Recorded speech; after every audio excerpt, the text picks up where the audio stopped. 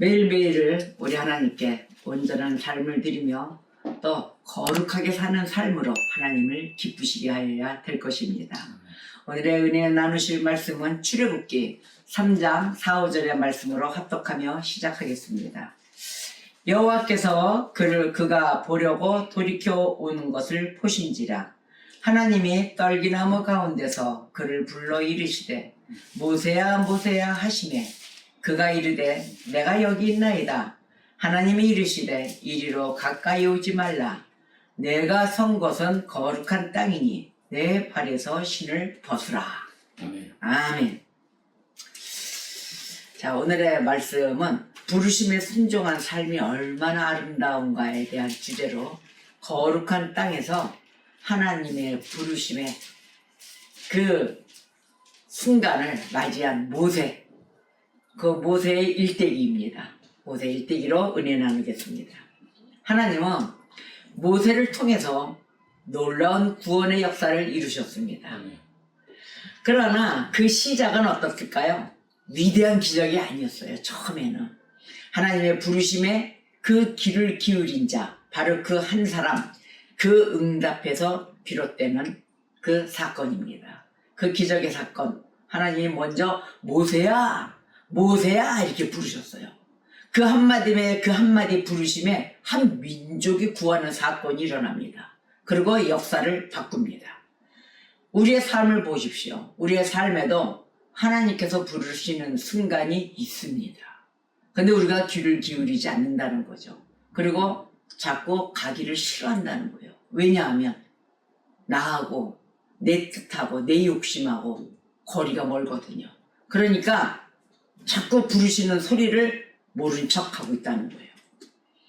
우리는 바쁜 일상 속에서도 그 음성에 귀를 기울여야 되겠습니다.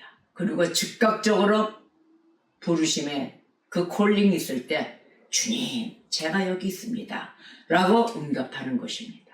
그것이 얼마나 중요한지를 오늘 말씀을 통해서 함께 나누고자 합니다.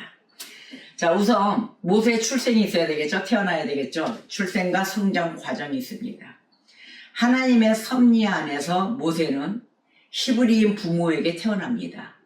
그렇지만 그 시대가 죽음의 명령이 내려진 시대예요. 참 힘든 시대였죠. 그때 아이들은 다 죽여라 이런 시대에 태어난 거예요. 그러니까 이 모세 어머니, 히브리인 어머니가 믿음으로 아이를 숨깁니다. 숨기고 나일강에 띄우죠. 띄웠을 때 그 이후로 출애굽기 2장, 여러분들은 출애굽기 2장을 전부 읽으셔야 됩니다.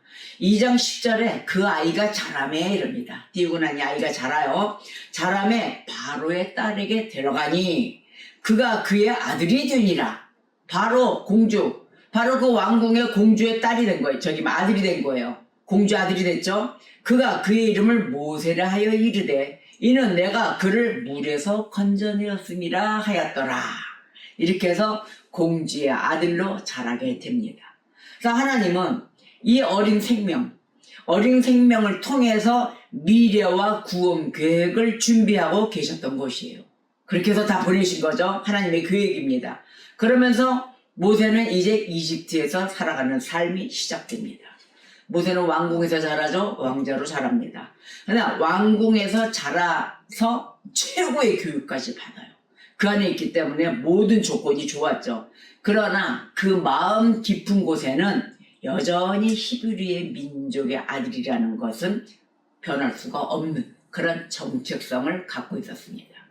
여러분의 정체성은 무엇입니까? 대한민국의 아들, 딸입니다. 바로 이러한 정체성이 있죠. 어느 날, 그런데 이 정체성을 갖고 있는 모세에게 어느 날 자기 민족이 억압당하는 모습을 봅니다. 그 모습을 보고 아유 너 잘 맞았다 잘 터져라 뭐 이렇게 있었을까요? 분노합니다. 내 민족이 자기는 이집트 왕국에 자라는 왕자의 모습을 있지만 그 내면은 히브리인이기 때문에 그 히브리인이 당하는 모습을 보고 분노하게 됩니다. 그러자 11절 12절로 곧바로 넘어갑니다. 거기서 기록된 대로 모세는 이집트인을 죽이고 그리고 미디안으로 도망칩니다. 이 사건은 실패처럼 보이지만 이제 그 뭐 모세의 인생에 모든 실패로 왕국을 떠나게 되고 뭐 살인자로 도망을 갔으니 실패자로 보였지만 사실 하나님의 계획이 있었습니다. 하나님은 이 모세를 광야로 몰아서 정금같이 쓰시려고 톡톡톡톡 다듬고 계실 계획이었던 것입니다. 그래서 드디어 하나님은 모세를 외로움의 광야로 불러내신 거죠. 그러면 때론 우리의 삶은 어떻습니까? 우리의 삶도 그 외로움의 광야에 서 있을 때가 많습니다. 그 계획은 이 세상의 무게를 모두 다 내려놓고 하나님의 뜻을 모두 받을 준비, 그 준비케 하게 시키는 과정입니다. 정금같이 쓰시려고 투덕투덕투덕 다듬고 계신다. 우리가 광야에 있더라도 외로워하실 필요 없고 실망하실 필요 없고 절망하실 필요 없습니다. 하나님께서 나의 모든 모난 부분을 다 다듬어 주신다. 이렇게 생각하시면 됩니다. 바로 이게 모세의 훈련 과정이에요. 그래서 그 과정 속을 다 거치고 나면 하나님의 콜링이 있습니다. 하나님의 부르심, 즉 어디에서? 거룩한 땅에서 신을 벗는 역사가 일어납니다. 자, 광야에서 양을 치던 모세, 그 모세에게 하나님이 불타는 떨기나무 가운데 나타나십니다. 오늘의 본문 말씀이죠. 자, 모세야 모세야 불렀어요. 하나님께서 모세를 부르셨을 때 모세 어떻게 했어요? 내가 여기 있나이다 즉각 대답했습니다. 그 모든 훈련 과정을 거치고 이제는 하나님의 음성이 들리는 거예요. 그리고 즉각 순종을 하는 거예요. 여기 있습니다. 부르면 즉각 대답하고 즉각 이행하고 즉각 명령에 따르는 모세가 되었다는 것입니다. 그러자 하나님이 말씀하십니다. 이리로 가까이 오지 말라. 너가 선 곳은 거룩한 땅이니 너의 발에서 신을 벗으라 명령하십니다. 그러자 이 말씀에 모세 어떻게 했어요? 당장에 이행했죠. 근데 이 모습은 그냥 신벗어 그러다가 신발을 홀라당 벗고 이것이 아니에요. 그 모습이 아니라 겉모습에 뭐 예절 벗어야 되는 것이다 이런 예절이 아니라 신을 벗으라는 뜻은 너의 자신을 모두 내려놓아라. 그리고 이제 너의 인생을 모두 하나님께 맡기고 하나님 앞에 서라 이런 자세를 이야기하는 것입니다. 신을 벗을 때 나의 모든 기득권을 내려놓고 이젠 주님 앞에 온전히 맡기는 진정한 성도가 되는 것입니다. 하나님은 우리가 신발을 벗고 그 자만한 그 자아, 교만, 두려움 이걸 다 내려놓을 때 있잖아요. 그때 하나님의 음성을 들려주십니다. 우리가 그때 들을 귀와 눈이 열린다는 거예요. 눈과 귀가 열린다 그러잖아요. 그때 열리는 거예요. 모세는 이 부르심에 순종했어요. 모든 걸 순종했어요. 그 순간부터 이 모세의 인생은 어떻게 됐을까요? 전혀 자기가 생각지 않은 전혀 다른 길로 나아가게 되는 것입니다. 그리고 갔죠. 하나님의 뜻을 받들어 심부름자로 났습니다. 그러자 역사가 어떻게 일어났어요? 출애굽의 역사가 일어나잖아요. 이스라엘 백성들을 다 살리는 역사. 애굽에서 출애굽시키는 역사. 자, 그러자 출애굽했다고 해서 호화 생활을 했을까요? 이제 광야가 시작이 되는 거죠. 거기서 하나님은 또 훈련이 또 들어가요. 순종의 열매를 맺기를 원하시는 하나님의 계획이 있는 것입니다. 그래서 하나님은 이때 모세를 광야에서 훈련을 시키고 다시 이집트로 보내십니다.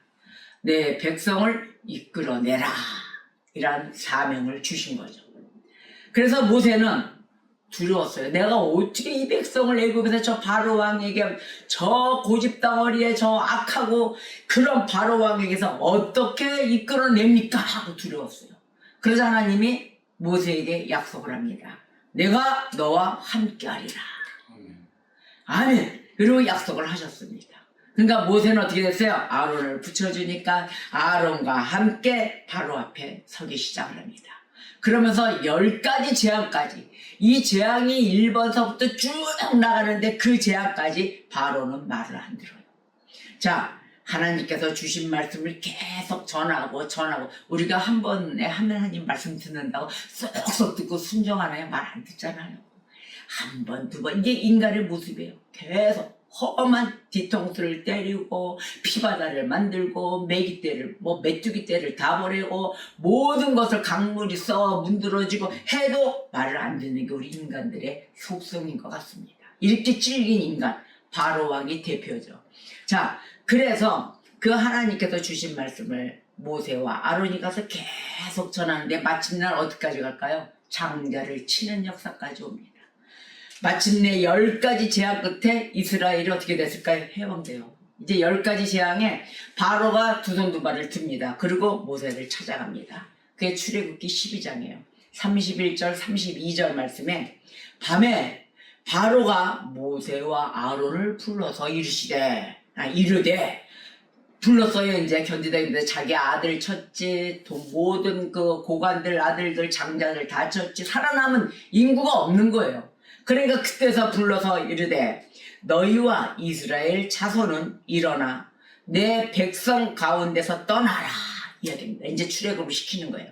너희의 말대로 가서 여호와를 섬기며 너희가 말한 대로 너희 양과 너희 소도 몰아가고 나를 위하여 축복하라 이렇게 이야기합니다. 모든 걸 너의 소유 다 갖고 가서 니네 말대로 여호와 섬기고 잘 살아라 이래요. 그러자 이 바로가 이 말만 지켰을까요? 아니에요. 보내놓고 나니까 또 아쉬운 거예요. 이스라엘 백성을 또 뒤쫓기 시작을 합니다. 병거를 끌고 말을 끌고 홍해 앞바다는 갈라져서 우리는 전부 다 가고 있죠.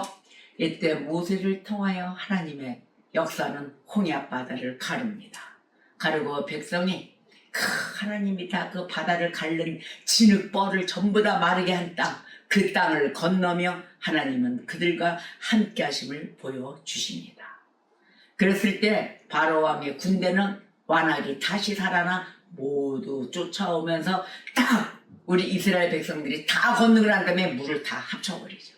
거기에다 수장돼 버립니다. 애국 군대들은. 자, 이러한 역사가 있었죠. 이러자 땅을 건너간 모든 이스라엘 백성과 모세와 아론 시내 산에서 하나님을 만납니다. 모세는 시내 산에서 하나님과 깊은 교제를 나눠요. 그 나눌 때 쉽게 만났을까요? 그게 아닙니다. 많은 일들이 벌어지죠. 이때 십계명을 받아요, 모세가. 그래서 이 모세가 십계명을 받고 내려왔을 때 단지 그 백성의 지도자로 끝나지 않습니다. 그것이 아니라 하나님의 말씀을 전하는 사람이 되었다는 것입니다. 율법. 바로 이 율법은 백성에게 하나님의 뜻을 가르칩니다. 그리고 하나님의 거룩하심을 드러낸 율법인 것입니다. 이 시내산에서의 역사 아래 백성들이 많은 신앙을 금송아지도 만들고 자기 굶어 죽겠다 불평불만을 해요. 그렇게 출애굽을 시켜놨는데도 그래도 이 쓴물 단물도 없고 쓴물을 먹어야 되고 이래놓으니 전부 다 그 옛날에 노예 시절이 또 좋았더라 하고 원망하는 자들도 있었습니다. 이러한 광야에서 모세는 그래도 40년 동안을 이 불평 많은 백성들, 그 백성들을 이끌며 눈물로 기도합니다. 그래도 이 백성을 주님 앞에 인도를 해야 되고 주님의 역사 아래 이 백성도 살려야 되니 하나님의 심부름자로서 눈물로 기도합니다.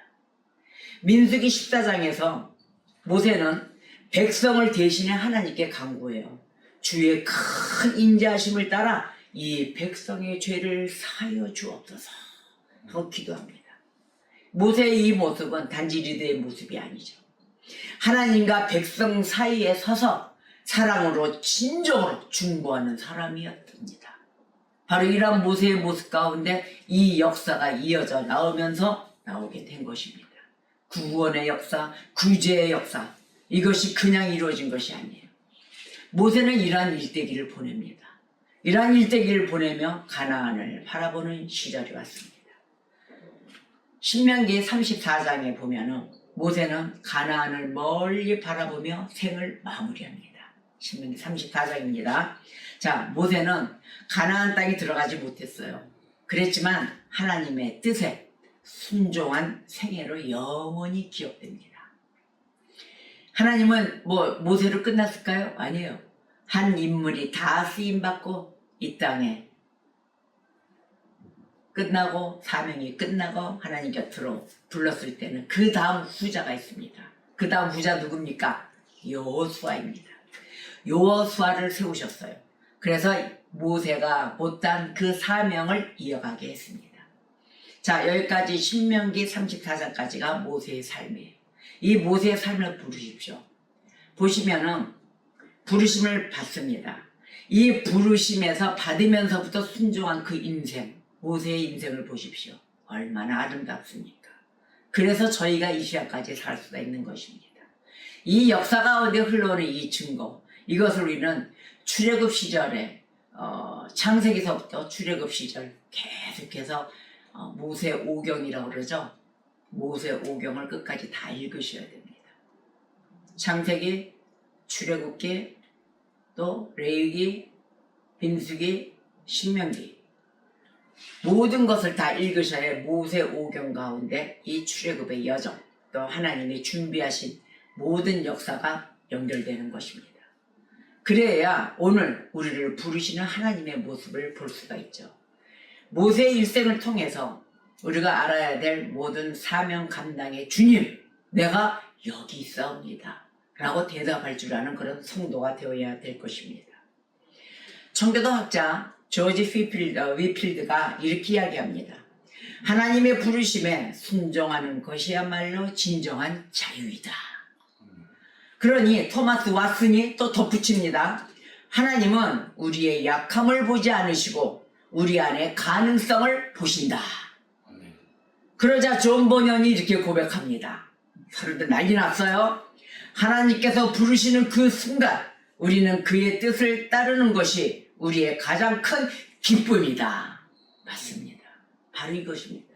우리의 신앙의 고백이 매일의 삶으로 나타날 때 하나님께서 부르시는 그 순간 바로 순종하는 것, 그것이야말로 기쁨의 자유이고 우리의 약함을 보지 않으시고 우리 안에 가능성을 보시는 그 하나님께 하나님 우리를 불러주실 때 그 영광이에요. 즉각 순종하며 우리의 가장 큰 기쁨이 되어야 될 것입니다. 오늘도 지금 이 시간도 하나님께서는 우리를 부르고 계십니다. 모세야 모세야 하셨던 그 하나님이 자기 이름 불러보세요. 허강수 허강수 하고 저와 여러분을 다 같이 부르고 계십니다. 이럴 때 우리는 어떻게 해야 된다고요? 주님 저 여기 있습니다. 저 사용하여 주시옵소서. 매일의 준비된 자가 되어야 될 것입니다. 하나님의 콜링에 우리는 신고 있는 우리의 신을 다 벗어야 되는 것이죠. 벗으십시오. 벗고 모든 기득권을 주님께 내려놓으십시오. 그래서 세상의 이 두려움과 욕심을 내려놓고 주님 앞에 겸손히 설 때 그때 그 순간 여러분의 삶의 자리가 거룩한 땅이 되는 것입니다. 오늘 이 자리에서 주님 제가 여기 있습니다 라고 응답하는 우리 모두가 되시기를 우리 주 예수 그리스도의 이름으로 기도합니다. 기도하시겠습니다.